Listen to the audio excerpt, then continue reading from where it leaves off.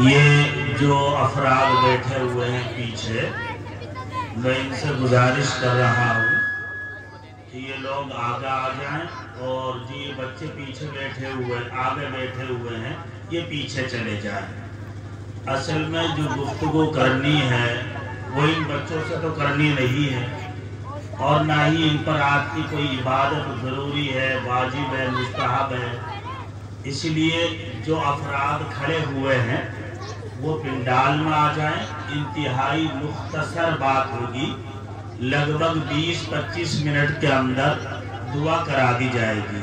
اس لیے جو لوگ باہر کھڑے ہوئے ہیں وہ آگے، کافی جگہ خالی ہے، وہ آگے آ جائیں۔ بات تبھی شروع ہوگی تب آپ آگے آ کے بیٹھ جائیں۔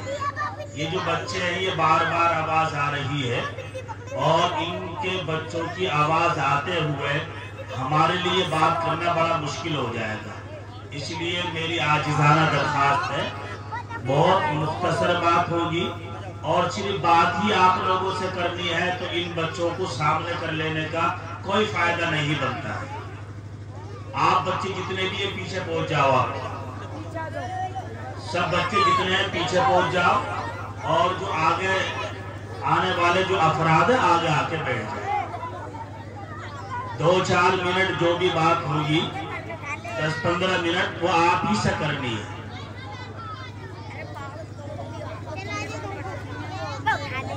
اے چھوٹے چھوٹے بچوں کو ادھر پیچھے بھیج دو۔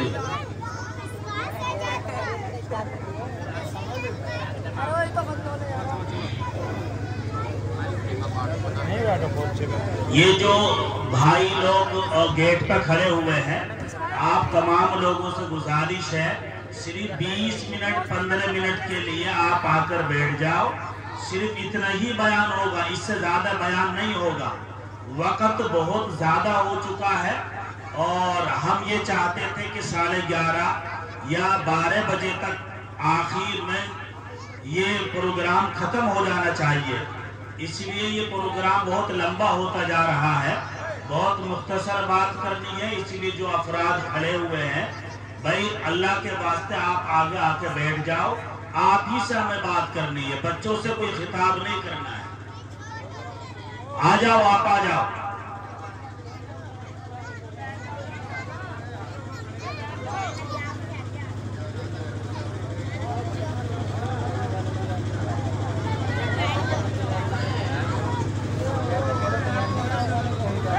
آ جاؤ، آپ آ جاؤ۔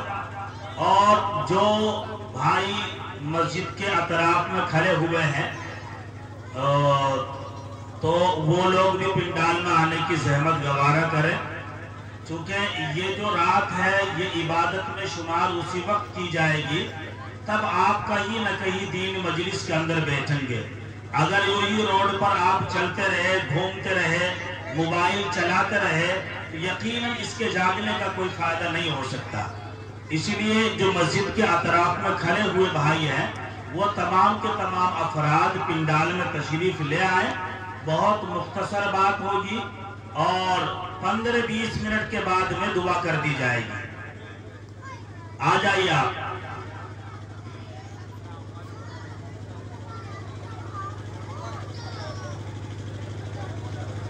الحمدللہ الحمدللہ وکفا وسلام علی عبادہ الذین اصطفیٰ، اما بعد، اعوذ باللہ من الشیطان الرجیم، بسم اللہ الرحمن الرحیم۔ ان تجتنبوا کبائر ما تنہون عنہ نکفر عنکم سیئاتکم وندخلکم مدخلا کریما، صدق اللہ العظیم۔ اللہم صلی علی محمد وآلہ وصحبہ وبارک وسلم۔ اللہم صلی علی محمد وآلہ وصحبہ وبارک وسلم۔ اللہم صلی علی محمد وآلہ وصحبہ وبارک وسلم۔ پہلی بات، حمد و ثنا کے تمام مبارک کلمات اللہ تعالیٰ کی ذات سبحانہ و تعالیٰ کے لیے اور تمام درود و سلام امام الانبیاء خاتم الرسل ہم سب کے سردار رسول اکرم صلی اللہ علیہ وسلم کی ذات عظمت کے لیے اور تمام رحمت و بخشش کی دعا صحابہ، تابعین، تبع تابعین، علماء دین اور بزرگان اعظام کے لیے۔ یہ پروگرام انتہائی آب و تاب کے ساتھ اور انتہائی خوش اسلوبی کے ساتھ یہاں تک جاری و ساری ہے۔ اللہ تبارک و تعالیٰ اس پروگرام کو اپنی بارگاہ کے اندر قبولیت عطا فرمائے۔ جن لوگوں نے اس پروگرام کو سجانے میں، سنوارنے میں اور یہاں تک پہنچانے میں جس انداز سے بھی تعاون کیا ہے، چاہے وہ مالی اعتبار سے تعاون ہو یا مائک کو مہیا کرانے میں کا تعاون ہو یا اسٹیج سجانے اور لگانے کے لیے تعاون ہو، جس بھائی نے بھی جس انداز سے بھی اس پروگرام کو سنوارنے اور سجانے میں اپنا وقت استعمال کیا ہے، اللہ تبارک و تعالی اس کو اپنی جانب سے بہترین اجر عظیم عطا فرمائے۔ اور دوسری بات، یہاں آنے والے جتنے بھی مہمانان اعظام ہیں، ان مہمان کی استقبال کی ذمہ داری، ان کے ناشتے، ان کے کھانے اور ان کی رہائش کا جو بھی انتظام اور انصرام کیا ہے، یقیناً وہ افراد بھی قابل مستحق ہیں، قابل اجر ہیں۔ اللہ تبارک و تعالی ان کو اور ان کے گھر والوں کو اس مبارک رات کی برکتیں عطا فرمائے۔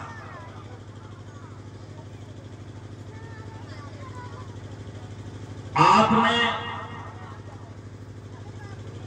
صبح سے لے کر اب تک یقیناً آپ کی مسجد ہاشمی داسنا کے اندر جو بچے مکتب کی شکل کے اندر تعلیم حاصل کر رہے ہیں اور قرآن کریم کو اپنے سینے میں محفوظ کر رہے ہیں،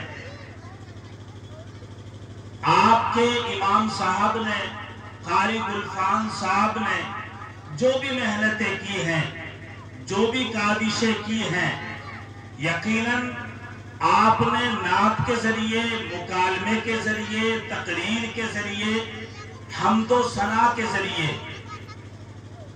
بچوں کے زبان سے آپ نے ان کو سنا اور آپ نے غور و فکر کیا، جس سے یہ اندازہ لگایا جا سکتا ہے کہ آپ کی مسجد کے امام صاحب آپ کے محلے کے بچوں کو سنوارنے میں، سدھارنے میں، ان کو باسلیقہ بنانے میں کتنی محنت اور جدوجہد کر رہے ہیں۔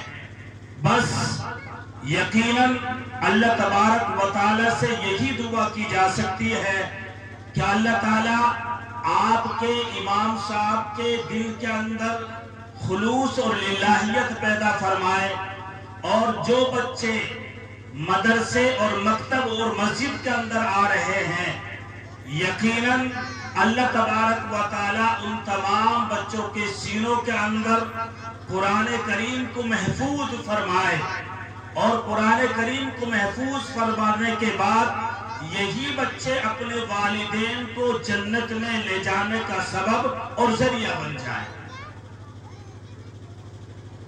یہ ایک تمہیدی گفتگو تھی جو مجھے کرنی تھی، اور یہ بہت ضروری ہے، چونکہ جس رب کائنات نے ہم کو اس روئے زمین پر پیدا کیا ہے، رسول اکرم صلی اللہ علیہ وسلم نے فرمایا کہ آپ لوگوں کا شکر ادا کرو تاکہ وہ لوگ بھی شکر گزار بن جائیں۔ اس لیے بطور شکریہ کہ یہ چند تمہیدی الفاظ میں نے آپ لوگوں کے سامنے استعمال کیے۔ آج گفتگو ابھی مجھ سے پہلے مفتی طالب صاحب نے آپ کے سامنے چند ناصحانہ اور قیمتی باتیں آپ کے سامنے آپ کے کانوں کے حوالے کی ہیں۔ یہ اتنے بڑے جلسے اور اتنی بڑی تقریریں نہ آج تک کسی انسان کو سدھارنے میں کامیاب بنی ہیں، بلکہ جب ایک آدمی کی زندگی میں انقلاب پیدا ہونا ہوتا ہے اور اللہ تبارک و تعالی اس انسان کو توفیق عطا کرتے ہیں اور سیدھے راستے کی ہدایت دیتے ہیں، تو صرف ایک بات اس کے ذہن میں آتی ہے اور اسی بات کے صدقے اللہ تبارک و تعالی اس کو ہدایت عطا کر دیتا ہے۔ اس لیے یہ جو بات آپ کے سامنے قرآن کے حوالے سے اور سنت رسول کے حوالے سے جو آئیں گی، تو آپ اس ارادے سے بیٹھیں کہ انشاءاللہ صبح انشاءاللہ ان تمام باتوں پر عمل کر لینے کی کوشش کریں گے، چونکہ یہ ایک حقیقت ہے کہ میدان حشر کے اندر اللہ تبارک و تعالی کسی سے یہ سوال نہیں کرے گا آپ نے کتنے پروگراموں کے اندر شرکت کی ہے، آپ نے کتنے اجتماع کے اندر شرکت کی ہے، کیا آپ کتنی دینی محفلوں اور مجلسوں کے اندر بیٹھے ہیں۔ یہ سوال ہرگز نہیں ہو سکتا۔ سوال صرف یہ ہوگا کہ آپ نے علماء کی جو باتیں سنی ہیں ان سنی ہوئی باتوں پر عمل کتنا کیا ہے، تو اس عمل کے بارے میں سوال ہوگا۔ اس لیے تمام افراد جتنے بھی ہیں اللہ تبارک و تعالی سے دعا بھی کریں اور اس بات کا عزم مصمم بھی کریں کہ جو بات دینی اور سچی ہمارے سامنے آئے گی یقیناً ہم ان تمام باتوں پر عمل کرنے کی بھرپور کوشش کریں گے۔ اسٹیج پر بیٹھے ہوئے جو علماء، حفاظ اور ائمہ حضرات ہیں، ان لوگوں کا بھی بہت قیمتی وقت ہے۔ ان لوگوں نے اس پروگرام کو یہاں تک پہنچانے میں اپنے وقت کا استعمال کیا ہے۔ اللہ تبارک و تعالی ان لوگوں کو بھی اجر عظیم عطا فرمائے، اور آپ لوگ بھی اپنے قیمتی وقت کو چھوڑ کر اور ایک نرم گوشہ بستر کو چھوڑ کر یہاں سرد ہوا کے اندر بیٹھے ہوئے ہیں۔ یقیناً یہ اللہ تبارک و تعالی سے دین سے وابستگی اور یہ دین سے وابستگی، یہ دیوانگی اور یہ محبت اور یہ جنون آپ کو یقیناً اللہ تبارک و تعالی کے قریب کر سکتا ہے، اور یہی چیز آپ کی مغفرت اور بخشش کا ذریعہ اور وسیلہ بن سکتا ہے۔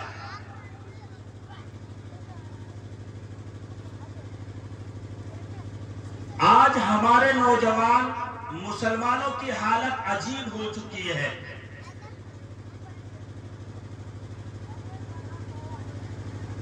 ہم صرف نام کے تو مسلمان ہیں، لیکن کردار ہمارا مسلمانوں والا نہیں ہے۔ میں ایک مزاحیہ واقعے سے اپنی بات کو شروع کر رہا ہوں۔ 3 بچے ایک کسی یونیورسٹی کے اندر ایک ہی روم کے اندر رہ رہے تھے اور پڑھ رہے تھے۔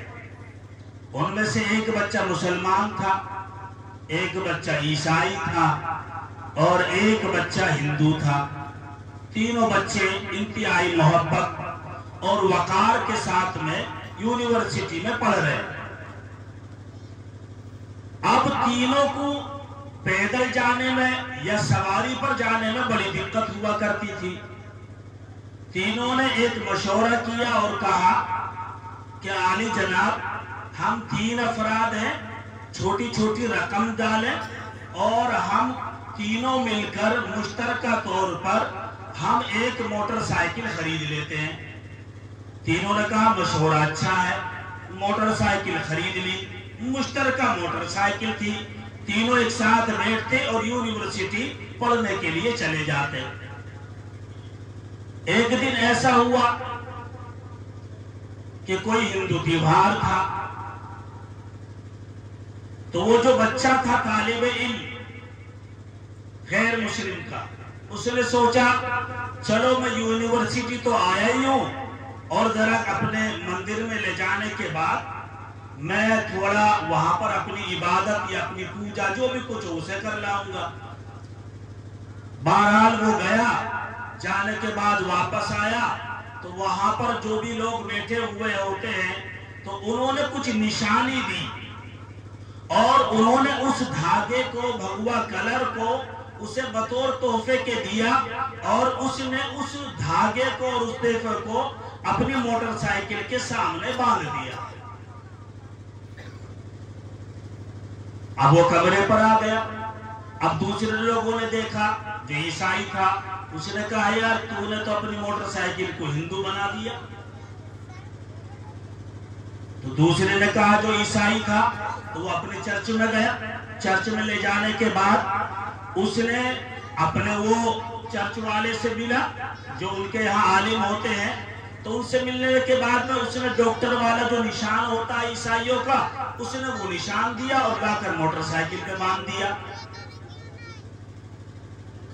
تو اب یہ موٹر سائیکل ہندو بھی بن گئی اور عیسائی بھی بن گئی۔ اب ایک مسلمان بچے نے دیکھا، اس نے کہا یار تم نے تو اس موٹر سائیکل کو ہندو بھی بنا دیا اور تم نے تو اسے عیسائی بھی بنا دیا۔ اب وہ یہ سوچنے لگا مسلمان کہ ایسی کون سی نشانی ہے یا ایسا کون سی چیز ہے کہ میں اس موٹر سائیکل کو مسلمان بنا دوں۔ کافی دیر کے بعد سوچا، سمجھ میں کچھ نہیں آیا۔ اس نے کیا کرا، ایک آرا لایا اور لانے کے بعد اس موٹر سائیکل کا سیلنسر کاٹ دیا، اور سیلنسر کاٹنے کے بعد جب لوگوں نے پوچھا، ساتھیوں نے، ابے تو نے یہ کیا کیا؟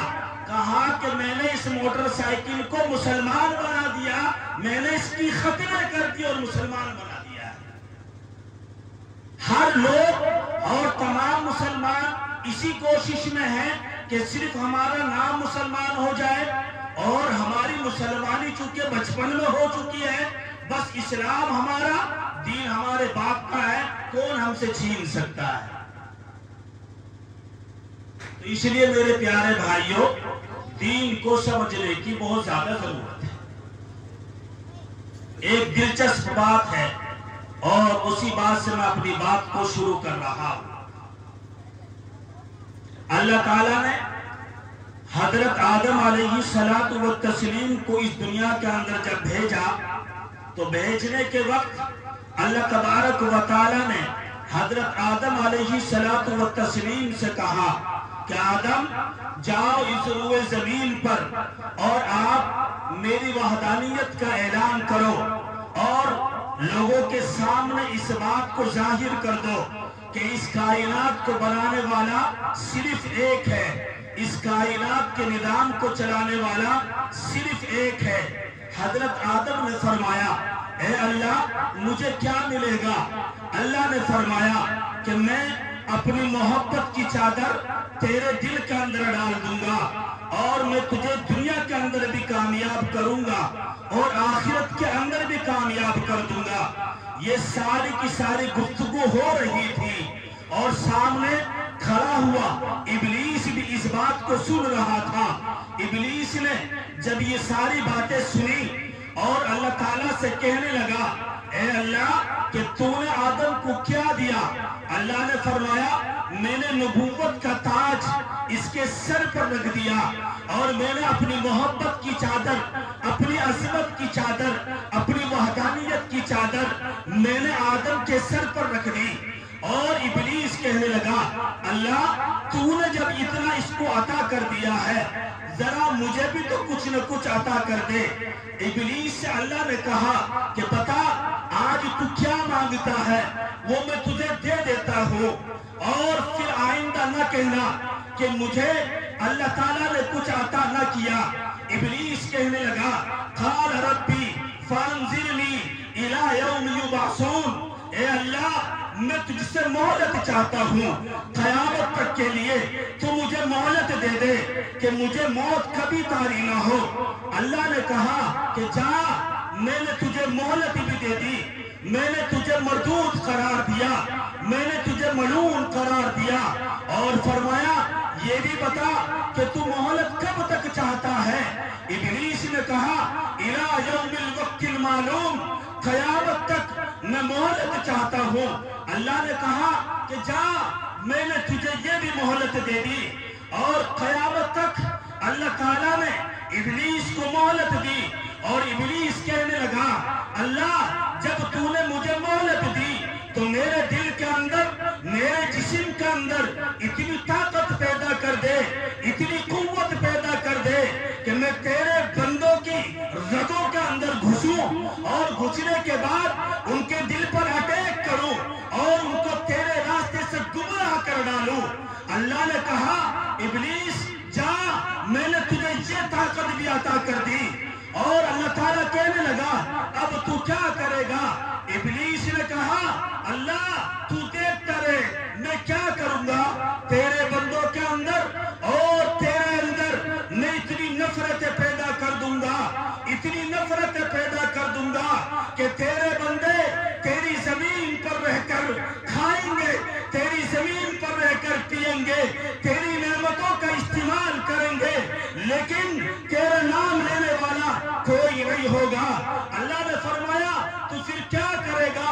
ابلیس نے کہا اللہ تو اس بات کو دیکھتے رہنا کہ میں ایک ایسا وقت پیدا کروں گا اور ایسا وقت لاؤں گا کہ ایک باپ کی پگڑی اچھال دوں گا، اور باپ کے سر پر رکھا ہوا تاج اس کو میں اجاڑ دوں گا، اور ایک بیٹے کو مجبور کر دوں گا کہ وہ اپنے باپ کو چوراہے پر کھڑے ہو کر گالیاں دے، اس کو ستائے اور ظلم و ستم کرے۔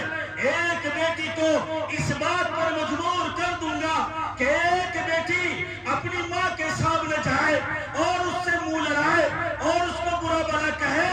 یہ ساری کی ساری باتیں اللہ میں تیرے بندوں کے درمیان پیدا کر دوں گا۔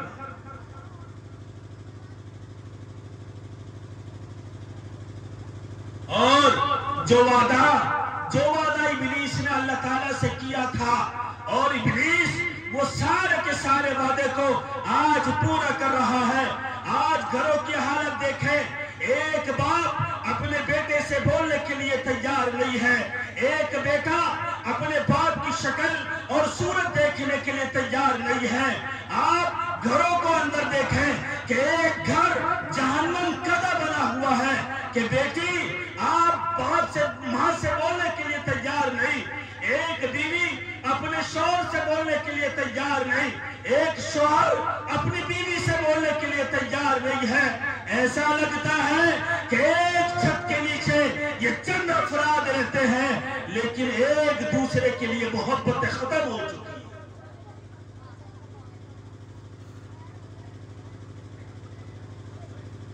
آپ اگر کسی باپ سے پوچھیں تو وہ باپ اپنے بیٹے کا شکوہ کرے گا، بیٹے سے پوچھیں باپ کا شکوہ کرے گا، بیٹی سے پوچھیں ماں کا شکوہ کرے گی، ماں سے پوچھیں بیٹی کا شکوہ کرے گی۔ ہر ایک آدمی ایک دوسرے کی شکایت میں لگا ہوا ہے، ایک آدمی ایک دوسرے کے حق کو ادا کرنے کے لیے تیار نہیں ہے، اور سارے کے سارے افراد اللہ تبارک و تعالیٰ کی زمین پر رہتے ہوئے اللہ تبارک و تعالیٰ کے باغی بنے ہوئے۔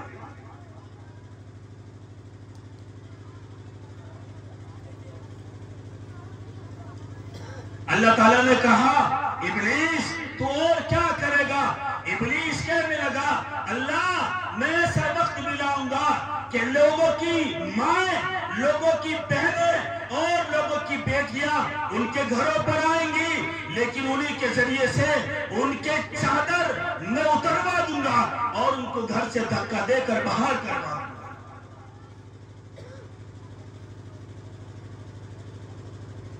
اللہ نے کہا ابلیس تو اور کیا کرے گا؟ ابلیس نے کہا کہ میں تیرے گھر کے سامنے بیٹھ جاؤں گا، ایک آدمی وضو کر کے اپنے گھر سے آئے گا، اور آنے کے بعد یہ ارادہ کرے گا کہ میں نماز پڑھوں گا، لیکن اچانک اس کے ذہن کے اندر ایسی سچویشن پیدا کروں گا کہ وہ مسجد میں جانے کے بجائے وہ کسی دوسری جگہ چلا جائے گا اور میں تیرے سامنے سجدہ کر لینے سے اس کو روک ڈالوں گا۔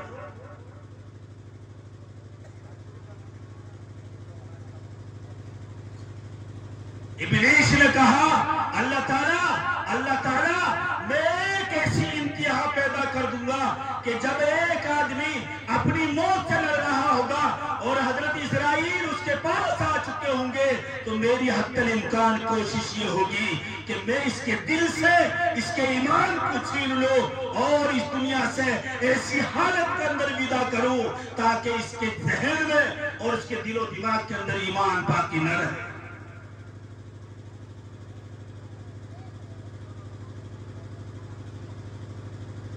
اللہ نے کہا حضرت آدم علیہ السلام سے کیا آپ نے ساری باتیں سنی ہیں؟ آدم بھی سنتے رہے اور اللہ تعالیٰ نے کہا آدم جا کے اپنی ساری کائنات کے لوگوں سے کہہ دینا کہ لوگوں کہ تم شیطان کے مکر و فریب میں مت آنا، شیطان کی چالاکیوں میں مت آنا اور شیطان کی بدماشیوں کے چکر میں نہ پڑنا، اور اس نے جتنی باتیں بھی کہی ہیں ان تمام باتوں پر عمل کبھی نہ کرنا، لیکن ایک انسان ہونے کی خاطر اگر جان بوجھ کر شیطان کی راہ پر چلنے لگا ہے، ابلیس کی راہ پر چلنے لگا ہے، تو اللہ نے کہا آدم جا کر کہو کہ اگر ایک گناہگار بندہ اگر اس کے گناہ آسمان سے زیادہ ہو چکے ہیں، سمندر کے قطرات سے زیادہ ہو چکے ہیں، دنیا کے درختوں سے پتوں سے زیادہ ہو چکے ہیں، زمین کے ذرات سے زیادہ ہو چکے ہیں، لیکن ایک گناہگار بندہ رات کی تنہائی میں بیٹھ کر مجھ سے کہے گا اللہ میں گناہگار بندہ ہوں، اللہ شیطان نے مجھے اچک لیا تھا، اللہ ابلیس کے راستے پر میں چلنے لگا تھا، لیکن اللہ میں ان سارے راستوں کو چھوڑ کر تیرے سامنے آ چکا ہوں، اللہ میں تجھ سے معافی کا طلبگار ہوں، اللہ میں بخشش کا طلبگار ہوں، اللہ میں تیرا بننا چاہتا ہوں۔ اللہ نے فرمایا اس گناہگار بندے کی آنکھ سے آنسو بعد میں نکلیں گے، لیکن میں اللہ اس کی زندگی کے سارے گناہوں کو معاف فرما۔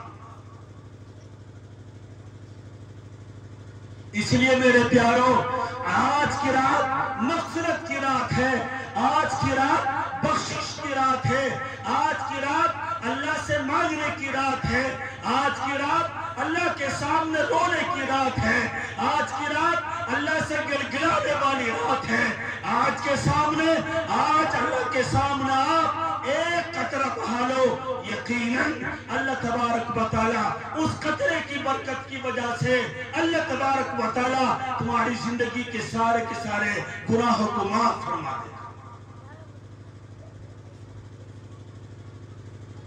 لیکن اگر ایک آدمی کہنے لگے اے مولوی صاحب میں تو مزدور آدمی ہوں، میں اتنی دیر تک تو نماز ادا نہیں کر سکتا، نفل نہیں پڑھ سکتا، اللہ تعالیٰ سے توبہ نہیں مانگ سکتا، اور مجھے کتنا پڑھنا پڑے گا، مجھے کتنی رکعتیں ادا کرنی پڑیں گی، کتنی تسبیحات کرنی پڑیں گی؟ اے میرے بندے اللہ تعالیٰ نے کہا اے میرے گناہگار بندے زیادہ کرنے کی ضرورت نہیں ہے، بلکہ اس رات کی فضیلت کی نیت سے تو صرف ایک مرتبہ سبحان اللہ کہہ دے، ایک مرتبہ الحمدللہ کہہ دے، ایک مرتبہ 2 رکعت نماز ادا کر دے، اللہ تبارک و تعالیٰ اس رات کی ساری برکتیں تجھے عطا کر دے گا۔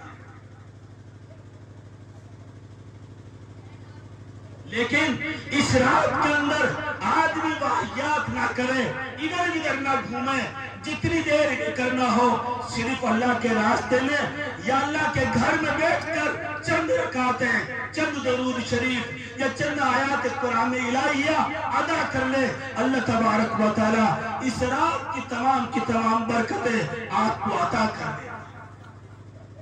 اس لیے ہر ایک آدمی اس بات کی نیت کرے اللہ جو مجھ سے گناہ ہوئے ہیں وہ تمام کے تمام گناہوں پر میں نادم ہوں، شرمندہ ہوں۔ مجھے احساس ہے میں آج تک اپنے ماں کا، اپنے باپ کا دل دکھاتا رہا ہوں، میں نے اپنی بہن کا حق ادا نہ کیا، اپنے بھائی کا حق ادا نہ کیا، اور میں ان تمام باتوں سے شرمندہ ہوں۔ اللہ ان تمام باتوں کو سے میں پناہ چاہتا ہوں۔